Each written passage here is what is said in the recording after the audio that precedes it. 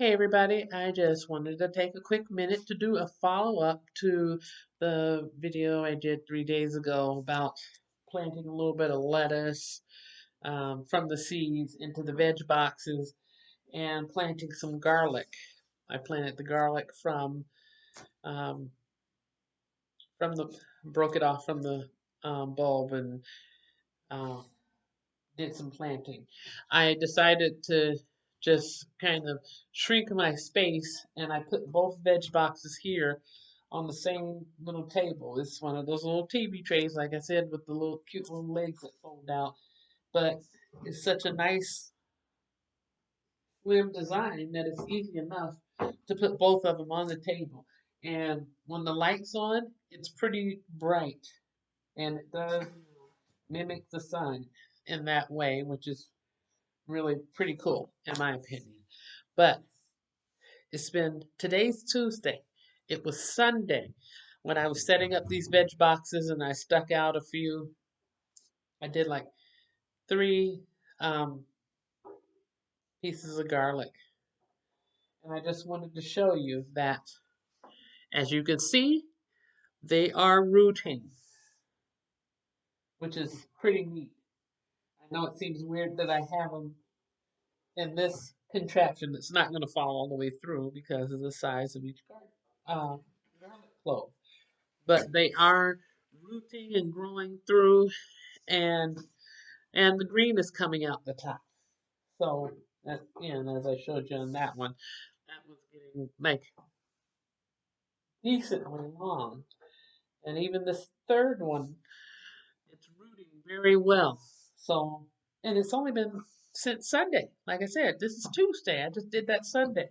So I can give it some more time, let it continue to grow. If I decide to, I can put them in pots later and their happy little roots will take hold and they will thrive and they will grow upward. And so they'll have nice big greens on the top and then the body of it will expand and get larger. I've done this before with the garlic, which is why I really like having garlic. It's kind of convenient thing to be able to do that way.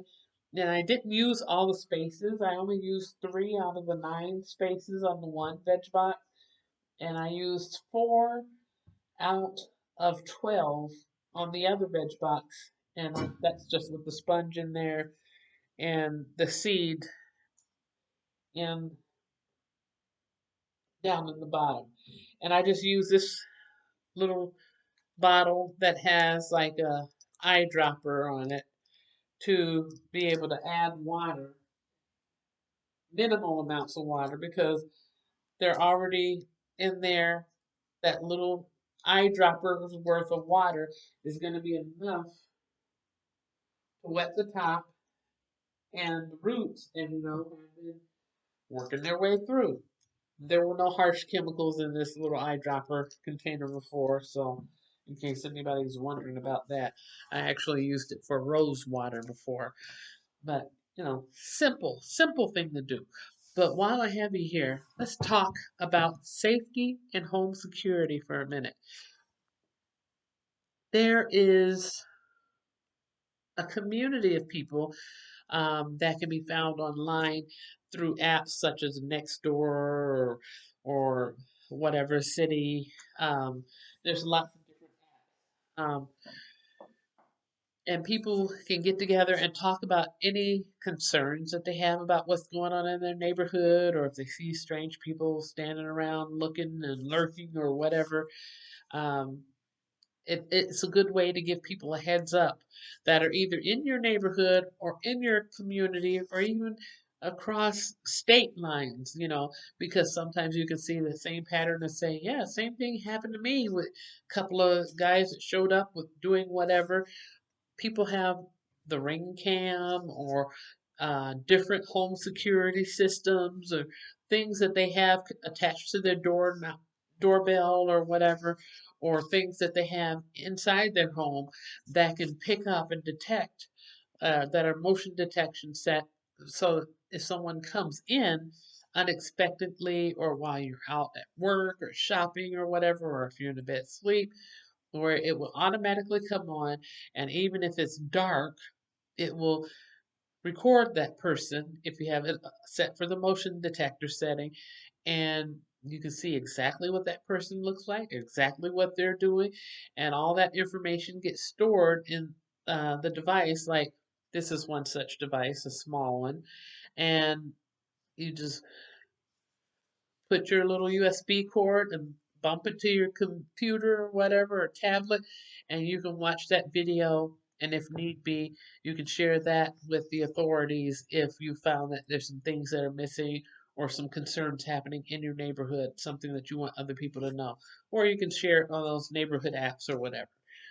But if someone is trying to get in your home in the middle of the night or other things, and you hear something and you get up and they're like at your windows trying to figure out how to get in your windows, um, call 911 first of all, right away. Call for help so that the police can come. Um, and who cares if they know that you're making that call or not? Maybe if they know you're making the call, they might be deterred and want to leave. But even if they're so bold as to want to continue to try, go ahead and make that call and make the biggest stink that you can and say, that, is life threatening, and, you're very concerned for you and your family's um, life and your health and your situation. But at the windows. Like if you're on a lower level or a main level in an apartment building or something, there are times when somebody might come outside and think, let me see if this is unlocked. No, don't make it so easy that people can just get in. Always. If you're living on a lower level or a garden level apartment or condo or whatever, make sure that you keep your windows closed and locked. Seriously, because there's some folks out there that just really have no scruples and they'll just do whatever. But if you know someone has made attempts at your window, this is my actual window. You'll want to take something like this. I have a yardstick that I got for free from the state fair. Um, If you have a yardstick, great. If you have a tape measure, great. If you don't have that, see if you can find a long piece of yarn or piece of material or something and use it so that you can measure the top part of your window all the way down to where the lock, right there where the lock area is. Measure it from that top piece of wood going across all the way down to where the window would go up and down. If you're using yarn, you want to take that area of it and cut that string right there. If you're using the tape measure, note how far it is from the number 1 to whatever number, however long it is. Take that with you to your nearby hardware store and get them to cut a piece of wood long enough. And I'm not saying something that's going to cover your whole window. Let me show you.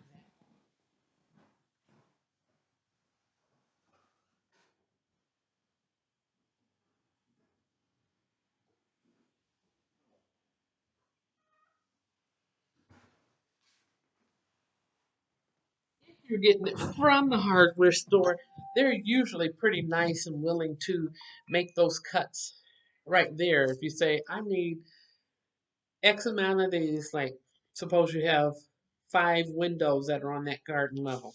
I need 5 of these at such and such size. And they'll make those cuts. You can take them home and you can put them right up in there. And then if anybody wants to try to feel a little clever, like they're going to go lift in your window, they're not going to be able to do anything. And don't just put it like right in the middle of your window.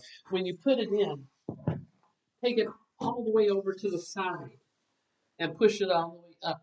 So it's not really noticeable from the outside or the inside. It doesn't take away from the beauty of your home, but it's a protection for you. Just a little quick tip on that.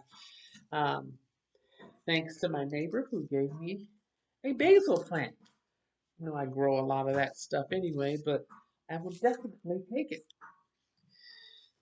So there, over the past few days, as I mentioned on a previous video, there were some storms um, that went through several states in the South, and a number of people have lost their lives. People have lost their homes, their businesses. It was pretty destructive. And again, I feel for all those people and keeping them in my prayers and everything. And now there are some storms coming through, or potentially coming through tomorrow, um, in the Midwest, Iowa, Minnesota, Wisconsin. It's predicted that there will be strong storms, wind gusts of 50 to 60 miles an hour, possible tornadoes, which means that we're going to be in the same position as the other folks were in um, a few days ago. If you live in any of those areas, I hope that you're prepared and you have, you know, your lanterns or flashlights or some sort of plan in place for if the power goes out, or you know what straight line winds can do. Because people that leave stuff outside in their yard, the cute little flamingos or whatever in their yard, those things might be blown away in this storm that's expected tomorrow. So that's just something for people to seriously consider, because those things might actually just blow away, and it could cause damage, especially for those that are living on a garden level or in a basement level apartment where their window is like right there. So be prepared, have your blankets and things all together, um, have your emergency lighting sources or power sources together, so if you need to be able to grab something, and if the power goes out, you want to be able to grab something and bam, have you some lights. If you don't have an emergency radio or weather radio or whatever, um, try to have other things in place. Know where you're going to be able to go if it does end up being something like a tornado. If an alarm does go off, I know it's the middle of December, but yes, we're seeing things very much differently than how we're used to seeing them in the past. So if an alarm goes off, what are you going to do?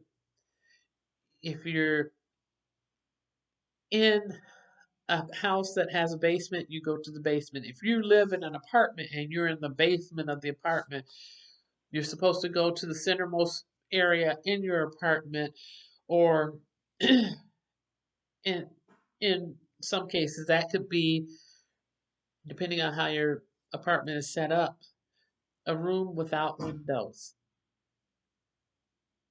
So if you're like in a basement apartment and your living room, dining room, kitchen, bedrooms all have windows, then you would want to either find a closet that doesn't have windows, hopefully one that has a light source on the inside, maybe, or the bathroom. A bathtub is a very strong structure that's connected to a lot of plumbing, and it's more of a supportive place to be. And if you're there and it's not just you and you got kids and everything, have it set up so that you're ready come what may. Because if you hear the alarm, that's not the time to go, oh shoot, where's this? Where's that? What do I need now? What do I do now? Have things in place. And make sure you have like copies of your important information like birth certificate, driver's license, state ID, uh, have your keys or whatever in your pocket,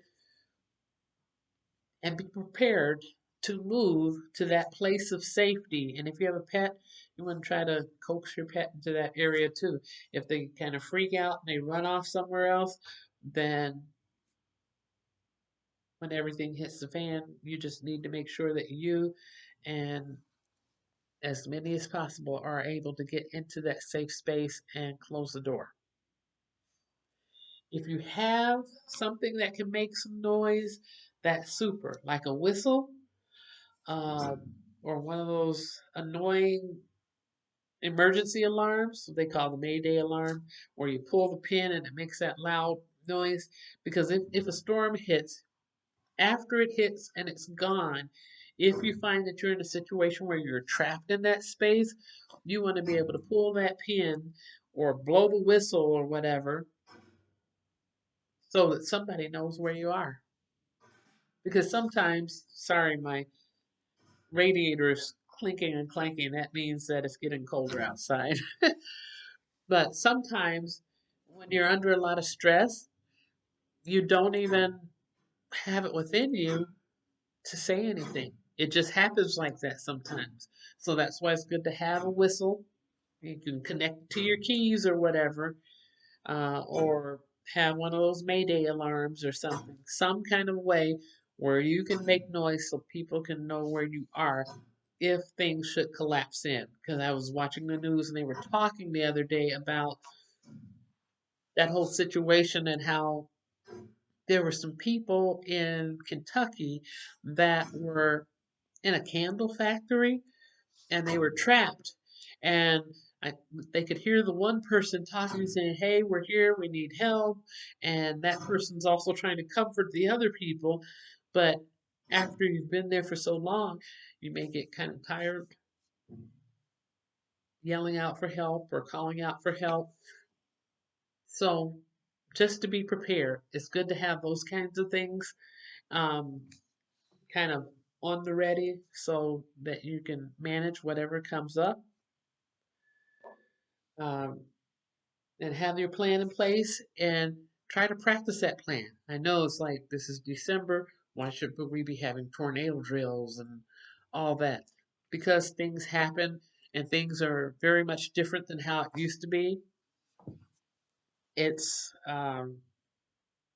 everything is just very much different. It's staying hotter for longer periods of time, and the weather is swinging back and forth, kind of like a pendulum. Good day today, snowy day tomorrow, storm today, tornadoes tomorrow. It's changing like every few days, so we have to be prepared for any and every kind of situation that might come up. Thank you for joining me. Trying not to go overboard and talk too long. I'm making some chili right now while I'm coming to with you with this information on home preparedness and home safety. And I hope that you are all doing well. And I hope that you are putting plans in place to protect yourself and your family in the times of storms, in the times of civil unrest, and now a lot of these people that have stopped working are becoming desperate or doing some things that are really not so nice out there. And we have to all be careful and make sure that we're protecting our own interests. You don't want people breaking in for your food. You wouldn't want people breaking in for your gifts, holiday gifts, or other things anyway, but you definitely don't want people breaking in for your food or to potentially cause you or your family members any kind of harm. Thank you again for joining me, and I hope that you'll share this video with someone you think might benefit from it. Like if you felt the content was very helpful for you, then you can hit the like button, the thumbs up. And if you haven't subscribed yet, thank you for joining me today. If you want to subscribe, that would be super. If you're not feeling up to it yet, that's fine too, but I hope that you will join me again on an upcoming video.